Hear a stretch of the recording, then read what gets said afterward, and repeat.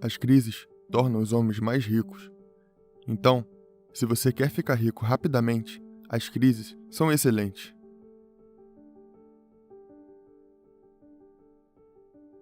Quando eu era mais novo e estudava em uma escola no Havaí, as informações e os conselhos eram diferentes. Então, muitas pessoas seguiam os conselhos de seus pais. Vá para a escola, tenha um emprego, pague impostos, poupe dinheiro, compre uma casa, porque é um ativo, saia das dívidas. Isso cria pessoas pobres. É como um treinamento de hipnose passando pela sua mente. Então, quando as pessoas dizem, como eu faço para mudar minha vida? Eu não iria para a escola porque você não aprende nada sobre dinheiro na escola. E se você me perguntasse se eu teria um emprego, eu diria que não, porque se eu tiver um emprego, eu sou empregado. Então eu teria que pagar impostos, e eu não pago impostos. Eu não economizo dinheiro, eu uso dívida para ficar rico e não invisto no mercado de ações. É por isso que sou rico. E os jovens que estão me ouvindo devem estar dizendo, mas é isso que minha mãe e meu pai disseram. Mas é isso que os pais e mães dizem no mundo todo. Então, para os jovens eu digo, para questionarem e desafiarem tudo o que foi ensinado. Se disserem para você, vá para a escola, mas você não vai aprender nada sobre dinheiro. Tenha um emprego, mas aí você se torna um empregado. E se você for um empregado, você vai trabalhar por dinheiro e pagar impostos. Então eles dizem para você economizar dinheiro. Por que você vai economizar dinheiro quando o governo está imprimindo dinheiro? E também dizem para você sair das dívidas. Na verdade, a dívida é dinheiro. Eu usei a dívida para ficar rico, mas a maioria das pessoas usa a dívida para ficar pobre. Também falam para você investir no mercado de ações, e eu não invisto no mercado de ações. Então, quando você se pergunta por que tantas pessoas têm dificuldades financeiras, e é porque elas não desafiam essa hipnose, essas palavras.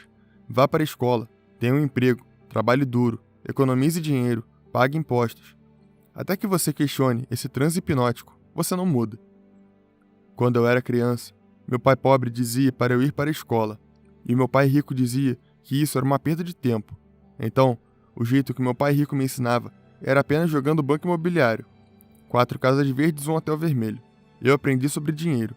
Eu aprendi a ser um capitalista, não um empregado. Eu não pago impostos. Eu uso dívida como dinheiro. Eu não invisto no mercado de ações. Quando falo isso para os adultos, eles ficam com raiva de mim, porque é isso que eles fazem. Então eu digo, é por isso que você é pobre. Mas quando eu digo para os jovens, você tem uma chance. Eu não estou dizendo que estou certo. Eu só estou dizendo para questionar o transe hipnótico que colocaram na sua cabeça. Porque é isso que mantém as pessoas pobres. A economia não existe lá fora. Ela existe em nossa mente. E você precisa mudar as palavras. Porque, como dizia a Bíblia, as palavras se tornam carne. Se você tiver um emprego, você será um funcionário. Se você poupar dinheiro, você será um poupador. Por que você faria isso, quando o dinheiro está cada dia perdendo seu valor? E dizem para você investir no mercado de ações, para a sua aposentadoria. Mas por que você faria isso? Porque é assim que eles pegam seu dinheiro. Te dizem para fugir das dívidas, quando caras como eu usam a dívida como dinheiro. Então, questione tudo. É apenas o que estou dizendo. Para ajudar as pessoas nisso, eu criei um jogo chamado Fluxo de Caixa. Pois, a maioria das pessoas sai da escola sem nem saber o que é contabilidade. Não entendem sobre ativos e passivos. Vocês precisam saber sobre impostos. Os ricos não pagam impostos, e os ricos usam a dívida como dinheiro. Então, quando eu tinha uns 20 anos, eu me perguntei, como os ricos usam dívida como dinheiro? Isso é um desafio, e o cérebro não entende, pois isso não faz sentido. E como eles não pagam impostos, existem muitos motivos para isso. É por isso que eu utilizo os melhores conselheiros fiscais. Mas a questão para os mais jovens é que ensinam a serem contratantes independentes ou autônomos. E mesmo que você seja um empregador, o seu trabalho ainda é de contratante dependente. E você faz isso por conta própria. Eu vejo que no mundo dos jovens é tudo centrado em si mesmo. Olhe para mim, olhe para mim. Enquanto no meu mundo é um esporte em equipe. Eu sou um jogador de rugby. E eu vou para o campo com o meu time. Os caras mais experientes e capacitados que conheço. Você pode até ser um aluno exemplar, mas eu entro em campo com 15 dos melhores homens para acabar com você. Então, quando eu falo com os mais jovens, eu digo que isso é um trabalho em equipe, e a primeira pessoa que tem no meu time é um escrituário. Os escrituários são as pessoas com os menores salários da minha equipe, mas são as mais importantes. Eles mantêm os registros precisos que o meu contador, o meu advogado e o meu banqueiro podem utilizar. Essa é a minha combinação. O meu advogado, bancário e contador precisam trabalhar como uma equipe. E para muitas pessoas, esses cargos não trabalham em conjunto, porque na escola fomos ensinados a fazer os testes por conta própria. Se você pedir ajuda, você está trapaceando, e no meu mundo isso é chamado de cooperação. E o que eu descobri é que a maioria das pessoas inteligentes não sabem cooperar. Elas não sabem como pedir por ajuda, porque na mente delas significa que estão trapaceando, significa que são incapazes, que são fracas, que são burras.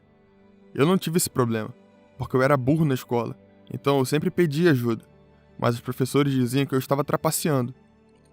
Então, eu fui atrás dos mais capacitados advogados, contadores, banqueiros, escrituários, políticos e criei uma equipe. Apenas pense nisso. É como um time de basquete jogando. Você pode ter ido para Harvard, ter um PhD, mas você está jogando contra 5 caras. Você entende? Eu não me importo o quão inteligente você seja. Esses 5 caras vão derrotar você todas as vezes. Então, eu opero de acordo com as regras do mundo corporativo da América. Eu não opero de acordo com as regras dos empregados. Elas são diferentes. Os impostos, para os caras das corporações, são menores do que os dos empregados. Os empregados são os que mais pagam impostos.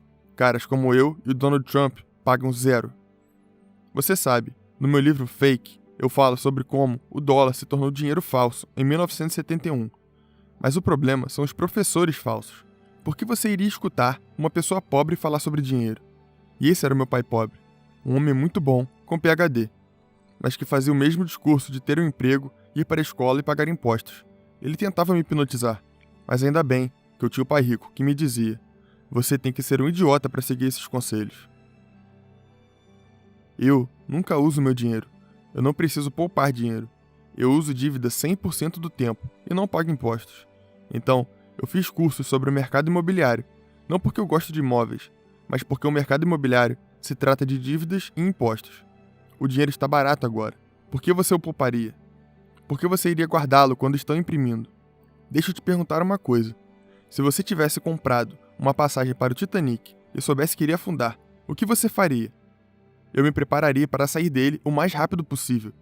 Eu estaria procurando por botes salva-vidas e coisas como essa. Por isso, precisamos estar preparados para a crise. Essa é a diferença. As crises tornam os homens ricos mais ricos. Por isso eu gosto das crises. Tudo cai tão rápido. Quando o mercado está subindo, é muito devagar. Mas quando ele está caindo, é tudo muito rápido.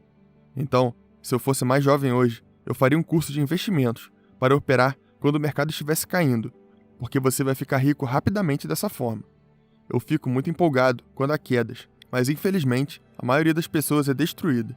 Mas mesmo assim, o fato é que as crises deixam os ricos mais ricos. Então, se você quer ficar rico rápido, quando o Titanic estiver afundando, você vende bote salva-vidas. Para mim, o maior problema das pessoas hoje está relacionado a uma palavra chamada resiliência. Um dos maiores atletas da minha geração é Tiger Woods. Ele esteve lá em cima, depois foi lá embaixo, após escândalos pessoais e depois de realizar uma cirurgia. E mesmo depois de muito tempo lá embaixo, ele volta a subir novamente ao topo. Então, se tem uma história de determinação, de resiliência e superação, é a do Tiger Woods. Eu realmente o admiro muito. Ele é um grande homem, por ter ido do topo ao fundo e depois para o topo novamente. Quando ele voltou, ele estava ainda mais forte. E todos nós temos isso em nosso interior.